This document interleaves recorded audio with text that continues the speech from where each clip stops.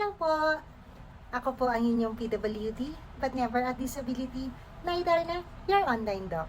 Pinag-usapan po natin nung nakaraan, nabanggit ko po yung mga tips natin na pampalakas ng katawan at included po dito ang healthy lifestyle, yung pagkain natin ng tama at balanse at pag-eehersisyo. Pero meron pa po akong tips na kailangan ko pong sabihin sa inyo. Unang-una ay maging positibo po sana tayo. Magkaroon tayo ng confidence at layunin sa buhay. Kasi po dito lahat gumagana eh. Dito tayo nagigising. Di ba? Tinatanong lagi sa atin, saan ka bumabangon? Or kanino ka? Para kanino ka bumabangon? Kung natutulog po tayo, ha? Pero dapat matulog kasi po remember, ang sleep po is very important not just for our mental health but our physical health as well. Ilang oras na nga po kailangang matulog? It's 6 to 8 hours.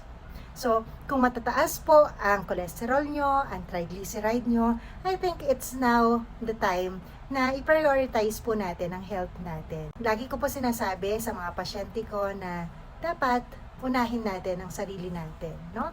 Hindi naman po masama ang pagkain. Okay, pwede kang kumain, pero ang nakakasama po ay yung sobra-sobrang pagkain na hindi po natin nililimitahan kahit na may nararamdaman na tayo. Kapag overweight po tayo, then kailangan nating magbawas po ng timbang. Umiwas sa mga matatabang pagkain. Okay? Ang term ko po is umiwas. Hindi ko po talaga tinatanggal. Kasi po, iba po yun. No? Ang crash diet po, hindi po natin nire-recommend. Ang kailangan po natin ay healthy lifestyle po. Kung kulang naman po tayo sa timbang, kailangan magpataba po. No? Meron kasing ibang pagkain like proteins na nakaka-build ng muscles natin. Pero, hindi po ibig sabihin payat tayo, malnourished na po tayo. Meron po kasing iba na payat na magmula nung maliit. Nakuha po nila sa genes po nila. Okay? Kahit anong kain nila, mananatili silang payat. Sana all.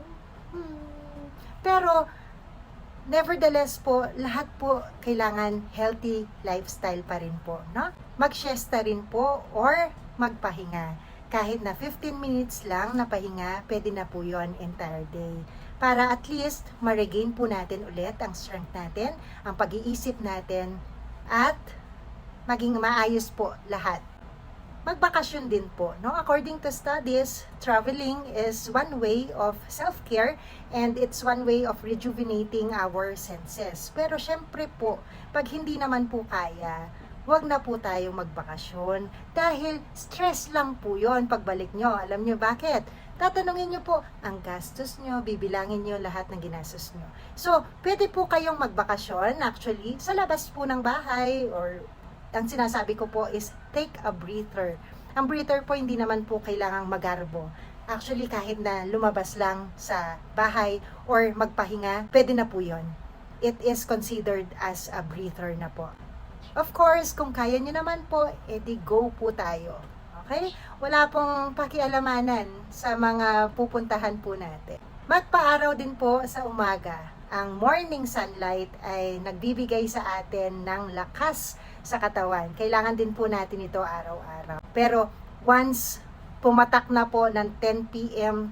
hanggang 4 p.m., wag na po tayong magpapaaraw kasi masama na po itong ultraviolet rays na dala ng matinding sikat ng araw. So, this time po na summer, maaga po ang dapat nating pagpapaaraw.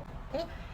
Isa pa po dyan ay ang pakikinig natin sa music. Meron pong ibang mga tao na yung sense of hearing nila, yun ang best sense nila para maibsan ang stress.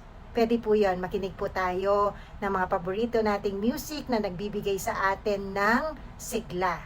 Wag po puro sad music kasi baka malungkot naman po kayo at isipin nyo po na kayo yung nasa kanta. Wag, ito po, wag gumamit ng energy tablets or mga drugs po, no? Yung tulad ng amphetamine, mga energizer po, shabu, ecstasy, bawal po yan. Okay? Taas na po ata ito muna. Okay? Last na po, kapag laging pagod, alamin natin kung bakit. Pag minsan ang pagkapagod ay sinyales ng pagkakaroon ng ibang sakit. Hindi lang po sipon, trangkaso o ibang sakit, kailangan po tayong magpatingin sa doktor. Hindi rin pong stress. Kasi po, remember, sinabi ko na po sa inyo na kapag stress po tayo, nag-i-increase po yung mga stress hormones natin. Yun po ang nagpapababa ng resistensya natin at nagpapababa ng energy level natin. Ay, ito pa po pala. Last pa. Alam ko po, nag-last na ako kanina. Huwag po natin kalimutan sanang magdasal.